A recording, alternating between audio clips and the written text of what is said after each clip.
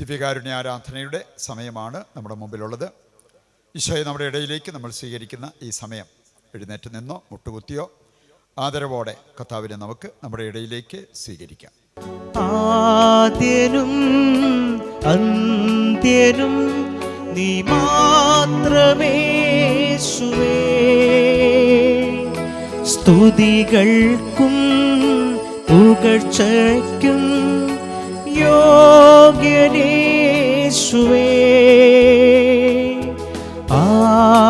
ആരാധന ആരാധന ആരാധന.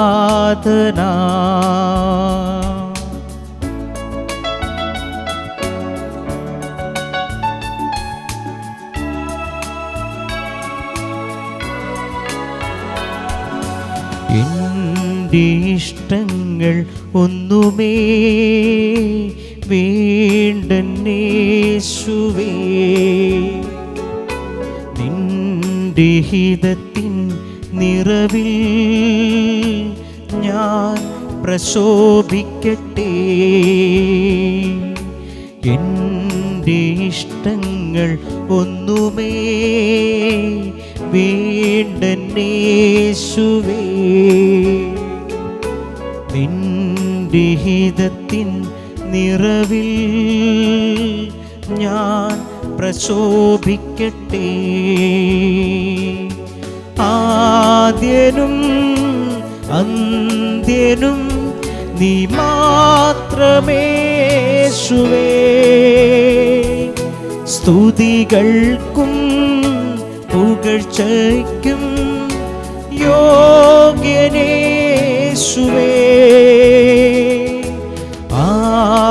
ആരാധന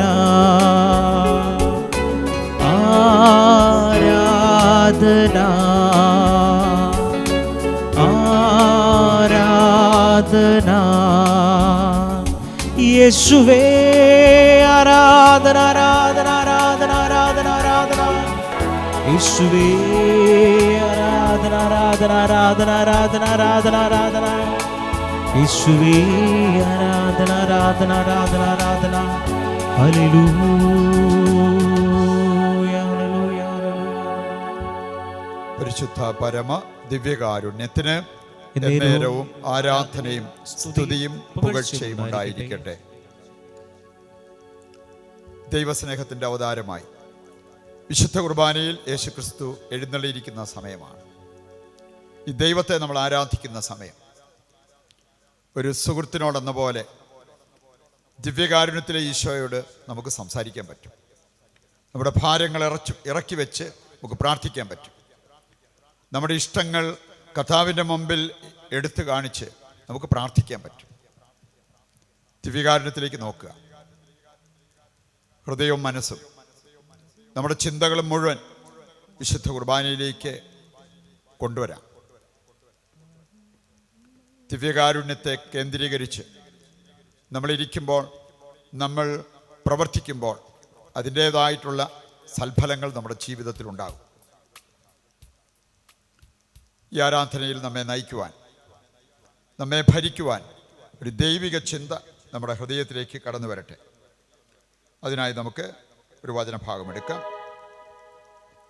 യോഹന്നാൻ്റെ സുവിശേഷം 1-ാം അധ്യായം 14 മുതൽ 18 വരെയുള്ള വചനഭാഗം നമുക്കെടുക്കാം. വചനം മാംസമായി നമ്മുടെ ഇടയിൽ വസിച്ചു, അവൻ്റെ മഹത്വം നമ്മൾ ദർശിച്ചു.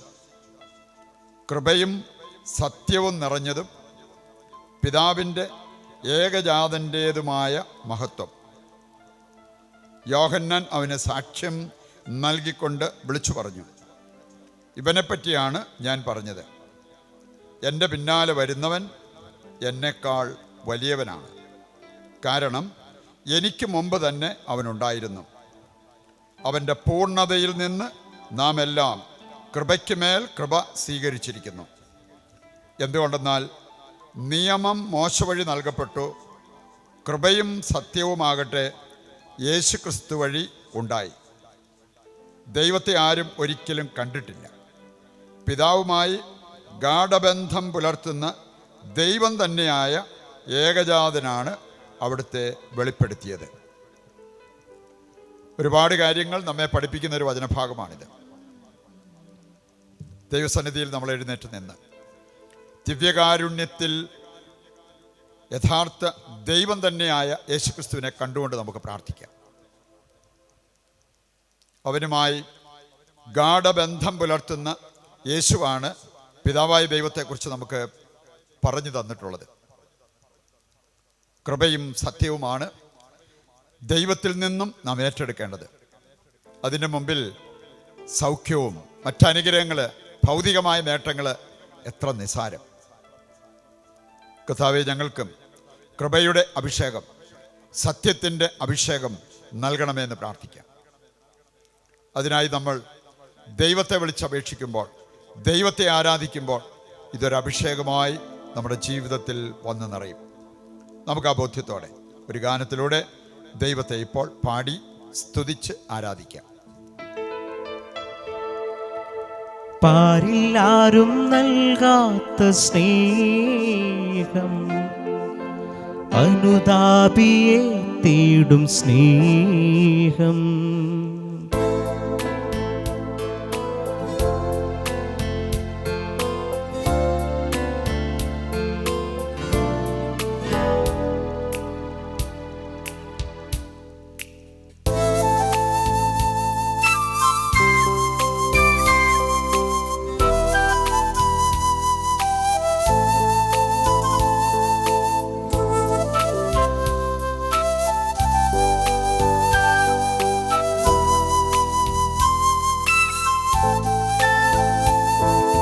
പാരില്ലാരും നൽകാത്ത സ്നേഹം, അനുതാപിയെ തേടും സ്നേഹം. പാരില്ലാരും നൽകാത്ത സ്നേഹം, അനുതാപിയെ തേടും സ്നേഹം. മോചനം നൽകുന്ന നൊമ്പരം നീക്കുന്ന സ്നേഹം, ആനന്ദ സ്നേഹം, ആനന്ദ സ്നേഹം, തീരാത്ത സാന്ത്വനമേ. പാരില്ലാരും നൽകാത്ത സ്നേഹം, അനുതാപിയെ തേടും സ്നേഹം.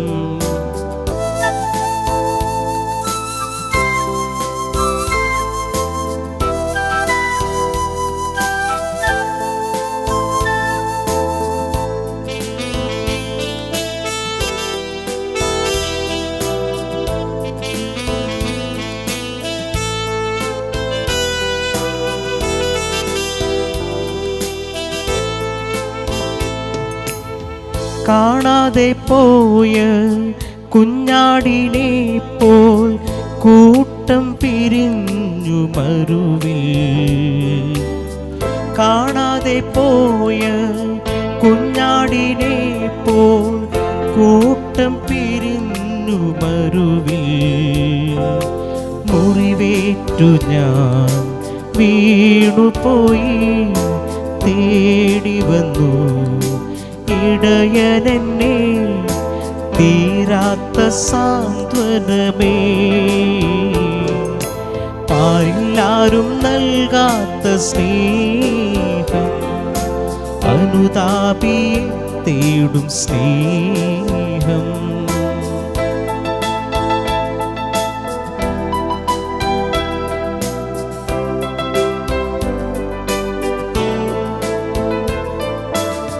ധൂർത്തപുത്രനെ പോൽ അകന്നു പോയി, സർവവും ഞാൻ നഷ്ടമാക്കി. ധൂർത്തപുത്രനെ പോൽ അകന്നു പോയി, സർവതും ഞാൻ നഷ്ടമാക്കി. അനുതാപമോടെ തിരികെ വന്നു, തേടി വന്നു ഇടയനെന്നെ, തീരാത്ത സാന്ത്വനമേ. പാരില്ലാരും നൽകാത്ത സ്നേഹം, അനുതാപിയെ തേടും സ്നേഹം, മോചനം നൽകുന്ന നൻപരം നിൽക്കുന്ന സ്നേഹം, ആനന്ദ സ്നേഹം, ആനന്ദ സ്നേഹം, തീരാത്ത സാന്ത്വനമേ, ആരില്ലാരും നൽകാത്ത സ്നേഹം, അനുതാപിയെ തേടും സ്നേഹം. സ്വസ്ഥാനങ്ങളിലിരുന്ന് കർത്താവിൻ്റെ സ്നേഹത്തിൽ നമുക്ക് ലയിക്കാം. അനുതാപികളെ തേടി വരുന്നതാണ് ദൈവത്തിൻ്റെ സ്നേഹം. നമുക്കും അനുദപിക്കാം. നമ്മുടെ ജീവിതത്തിൽ വന്നുപോയ തെറ്റുകൾക്ക്, വീഴ്ചകൾക്ക് ദൈവത്തോട് മാപ്പ് ചോദിക്കാം. സ്നേഹത്തെക്കുറിച്ച് അതിശക്തമായ ഭാഷയിൽ പറഞ്ഞിരിക്കുന്ന ഒരു കാര്യമുണ്ട്. ഗാഠമായ സ്നേഹം അളന്നല്ല നൽകുന്നത്, അത് നൽകിക്കൊണ്ടേയിരിക്കും. ഗാഠമായ സ്നേഹം. സ്നേഹത്തിൽ നാം വളർന്നിട്ടുണ്ടെങ്കിൽ കണക്ക് പറഞ്ഞായിരിക്കില്ല നമ്മൾ സ്നേഹിക്കുന്നത്. ദൈവത്തോടാണെങ്കിലും മറ്റുള്ളവരോടുള്ള സ്നേഹമാണെങ്കിലും നാം അത് നൽകിക്കൊണ്ടേയിരിക്കും. സ്നേഹം അനുസ്യൂതം നമ്മുടെ ഉള്ളിൽ നിന്ന് മറ്റുള്ളവരിലേക്ക് ഒഴുകിക്കൊണ്ടിരിക്കണം. ആ വലിയ അഭിഷേകത്തിനായി നമുക്ക് ആഗ്രഹിച്ച് പ്രാർത്ഥിക്കാം. ഏതാനും ചില കാര്യങ്ങൾ, സ്നേഹത്തിനെതിരായി വരുന്ന ചില പാപങ്ങൾ വചനം നമ്മെ കൃത്യമായിട്ട് ഓർമ്മിപ്പിക്കുന്നുണ്ട്. ഈ പാപം നമ്മുടെ ജീവിതത്തിലുണ്ടെങ്കിൽ അതെല്ലാം നമ്മൾ തുടച്ചു മാറ്റണം. ഒന്നാമത്തെ കാര്യം, ഹോസിയയുടെ പുസ്തകം 11:1 മുതൽ വായിക്കുമ്പോൾ നമുക്ക് കാണാൻ പറ്റും. നന്ദികേട്, ഇൻഗ്രാറ്റിറ്റ്യൂഡ്. സ്നേഹമുള്ളവർക്ക് ദൈവത്തോടോ മറ്റുള്ളവരോടോ നന്ദികേട് കാണിക്കാൻ പറ്റില്ല. സ്നേഹം അറ്റുപോയവരാണ് അപ്രകാരം പെരുമാറുക. യെശയ്യാ 1-2 മുതൽ വായിക്കുമ്പോൾ കർത്താവ് പറയുന്നുണ്ട്, ഞാൻ മക്കളെ പോറ്റി വളർത്തി, എന്നാൽ അവരെന്നോട് കലഹിച്ചു. വന്യമൃഗങ്ങളും പക്ഷികളും പോലും എന്നെ ആരാധിക്കുന്നു, എന്നെ സ്നേഹിക്കുന്നു, എന്നെ അനുസരിക്കുന്നു, എന്നാൽ എൻ്റെ ജനം അത് ചെയ്യുന്നില്ല. നന്ദികേട് സ്നേഹത്തിനെതിരായൊരു പാപമാണ്. മറ്റൊന്ന് ദൈവവചനം നമ്മെ ഓർമ്മിപ്പിക്കുന്നത് അജ്ഞതയാണ്. ദൈവത്തെ അറിയാതെ ജീവിക്കുന്നത്, ദൈവത്തെ കൂടുതൽ കൂടുതൽ അറിയാനുള്ള ഒരാഗ്രഹം പോലും ഇല്ലാതെ ജീവിക്കുന്നത്. 1 യോഹന്നാൻ 4:8 നമ്മൾ കാണുന്നുണ്ട്, സ്നേഹിക്കാത്തവൻ ദൈവത്തെ അറിയാത്തവനാണ്. ദൈവത്തെ അറിയാത്തവരെ പോലെയാണോ നാം പെരുമാറാറുള്ളത്? അതോ ദൈവത്തെ അറിഞ്ഞ സ്നേഹമുള്ളവരെ പോലെയാണോ? ഹോസിയയുടെ പുസ്തകം 4:6 അജ്ഞത മൂലം എൻ്റെ ജനം നശിക്കുന്നുവെന്ന് കർത്താവ് പറഞ്ഞിരിക്കുന്നു. സ്നേഹിക്കാത്തവർ, ദൈവത്തെ അറിയാത്തവർ നാശത്തിലൂടെയാണ് കടന്നു പോവുക. മറ്റൊരു പാപം, സ്നേഹത്തിനെതിരായിട്ടുള്ളൊരു പാപമാണ് അനുസരണക്കേട്.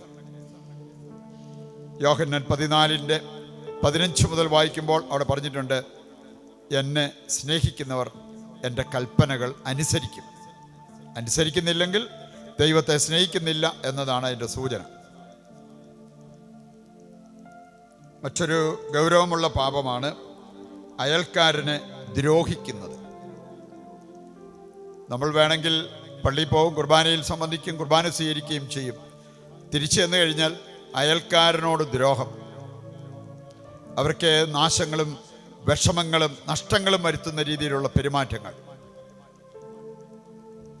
റോമാലേഖനം 13:10 വായിച്ചാൽ അവിടെ പറഞ്ഞിട്ടുണ്ട്, സ്നേഹം അയൽക്കാരന് ഒരു ദ്രോഹവും ചെയ്യുന്നില്ല. ദ്രോഹം ചെയ്യുന്നുണ്ടെങ്കിൽ നാം സ്നേഹിക്കുന്നവരല്ല എന്നതാണ് അതിൻ്റെ സൂചന. യാക്കോസ്ലിയ 4:4 നമ്മെ ഓർമ്മിപ്പിക്കുന്നുണ്ട്, ലോകത്തോടുള്ള മൈത്രി ദൈവത്തോടുള്ള ശത്രുതയാണ്. ലോകത്തെയും ലോകത്തിലുള്ള വസ്തുക്കളെയുമാണ് ദൈവത്തെക്കാൾ ഉപരി നാം സ്നേഹിക്കുന്നതെങ്കിൽ ദൈവത്തോട് നമുക്ക് വേണ്ടതുപോലെ സ്നേഹമില്ലാത്തത് കൊണ്ടാണ്.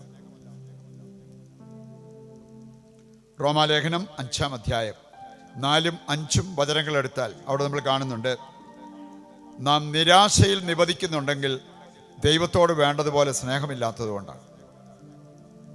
കഷ്ടത നമുക്ക് സഹനശീലം ആത്മനിയന്ത്രണവും നൽകുന്നു. ആത്മനിയന്ത്രണം നമുക്ക് പ്രത്യാശ നൽകുന്നു. പ്രത്യാശയുള്ളവർ നിരാശരാകില്ല. കഷ്ടത സന്തോഷപൂർവ്വം ഏറ്റെടുക്കാൻ പറ്റുന്ന ആർക്കാണ്? ദൈവത്തെ അകമഴിഞ്ഞ് സ്നേഹിക്കുന്നവർക്ക്. മറ്റുള്ളവർക്ക് അർഹിക്കുന്ന സഹായം കൊടുക്കാതിരിക്കുന്നവരും സ്നേഹിക്കാത്തവരാണ്. യാക്കോസ്ലിയ 2-ാം അധ്യായം 15-16 വചനങ്ങൾ നമ്മളെ ഓർമ്മിപ്പിക്കുന്നതാണ്. വിശക്കുന്ന ഒരാൾക്ക്, വേദനിക്കുന്ന ഒരാൾക്ക്, ഒരു ദരിദ്രന് നീ സഹായം കൊടുക്കാതെ ഉപദേശം കൊടുത്തിട്ട് എന്ത് കാര്യം? ഇക്കാര്യങ്ങൾ മനസ്സിൽ വെച്ചുകൊണ്ട് അനുതപിക്കാൻ ദൈവം നമ്മെ വിളിക്കുന്നില്ലേ? നമുക്ക് അനുതപിക്കാം. കർത്താവേ, എൻ്റെ ചിന്തയിലും എൻ്റെ സംസാരത്തിലും എൻ്റെ പെരുമാറ്റത്തിലുമൊക്കെ തെറ്റുകളും വീഴ്ചകളും വന്നിട്ടുണ്ട്. ഞാൻ മാപ്പ് ചോദിക്കുന്നു. എന്നെ കഴുകി വിശുദ്ധീകരിച്ച് സ്നേഹത്തിനെതിരായി വരുന്ന സകല പാപങ്ങളും വെടിഞ്ഞ് കർത്താവേ സ്നേഹത്തിൻ്റെ ഉടമകളായി മാറുവാൻ അനുഗ്രഹിക്കണമെന്ന് യാചിച്ചുകൊണ്ട് ഈ അനുതാപ ഗാനത്തിൽ പങ്കുചേരാം.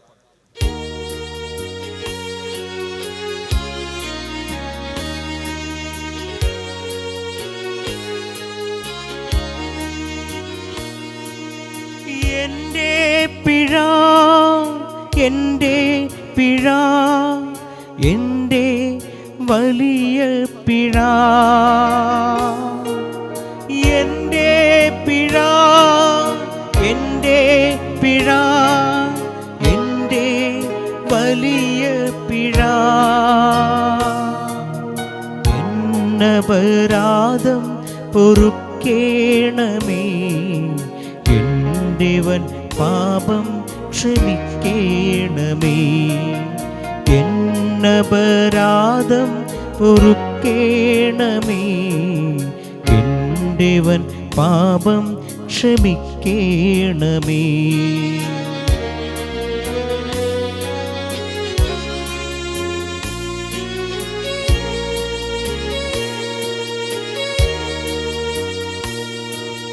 കൈയും മെയ്യും കണ്ണുകളും കാതും പാദവും ചിന്തകളാ, കൈയും മെയ്യും കണ്ണുകളും കാതും പാദവും ചിന്തകളാ, വാക്കും നോട്ടവും ഭാഷണവും കഠിന പാപങ്ങൾ ചെയ്തു പോയി, വാക്കും നോട്ടവും ഭാഷണവും കഠിന പാപങ്ങൾ ചെയ്തു പോയി.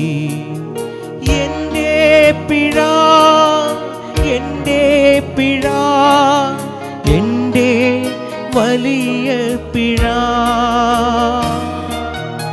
എൻ്റെ പിഴ, എൻ്റെ പിഴ, എൻ്റെ വലിയ പിഴ, എന്നപരാധം പൊറുക്കേണമേ, എൻ്റെവൻ പാപം ക്ഷമിക്കേണമേ, എന്നപരാധം പൊറുക്കേണമേ, ദേവൻ പാപം ക്ഷമിക്കേണമേ, ദേവൻ പാപം ക്ഷമിക്കേണമേ,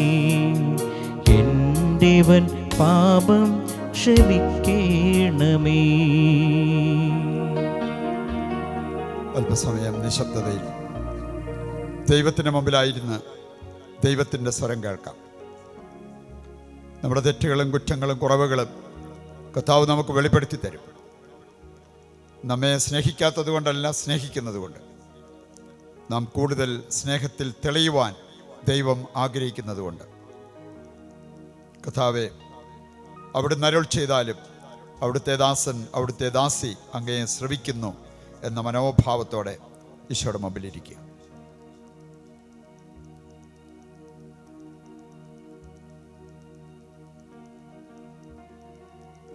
ഏതാനും വിശുദ്ധരുടെ മൊഴികൾ നമ്മുടെ ഹൃദയത്തെ തരളിതമാക്കട്ടെ.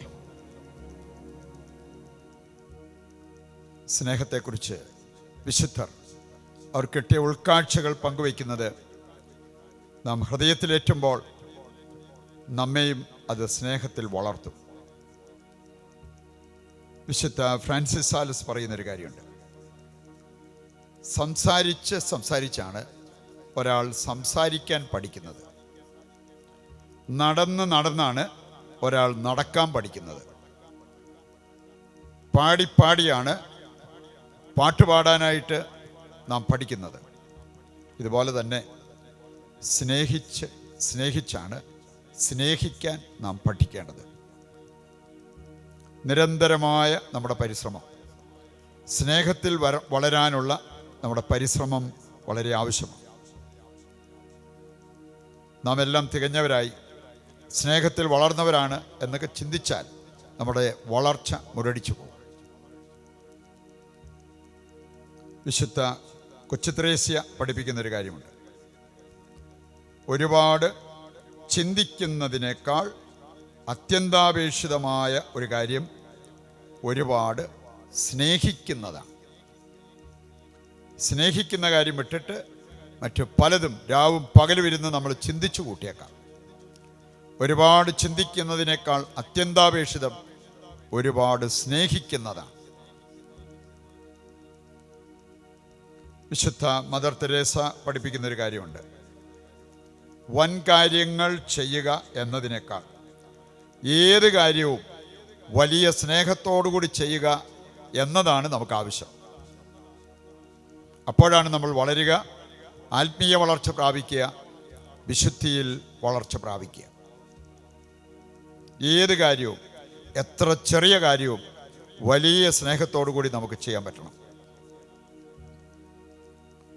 മദർ തെരേസ പഠിപ്പിക്കുന്ന മറ്റൊരു കാര്യം കൂടിയുണ്ട്.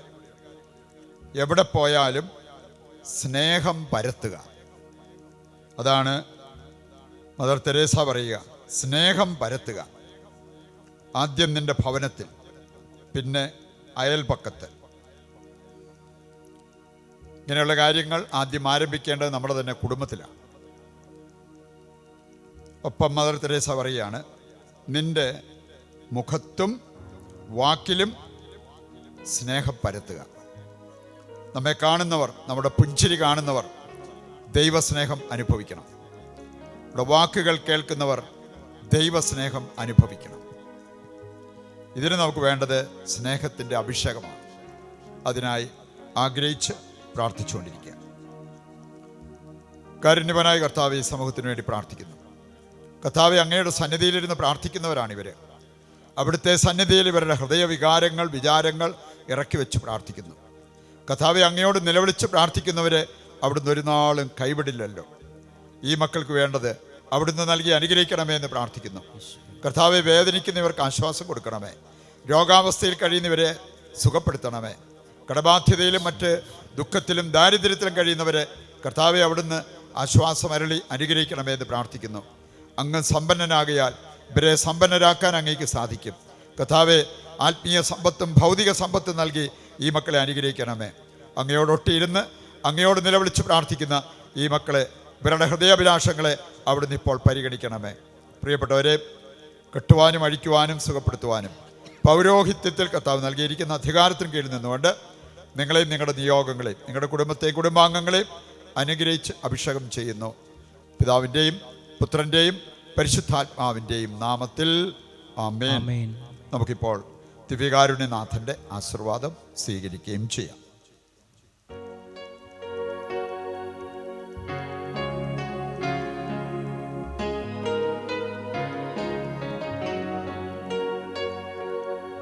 ആരാധന ആരാധന യേശുവേ ആരാധന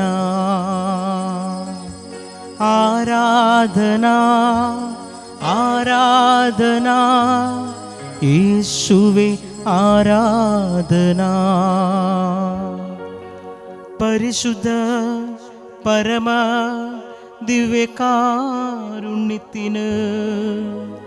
എന്നേരവും ആരാധനയും സ്തുതിയും പുകഴ്ചയും ഉണ്ടായിരിക്കട്ടെ.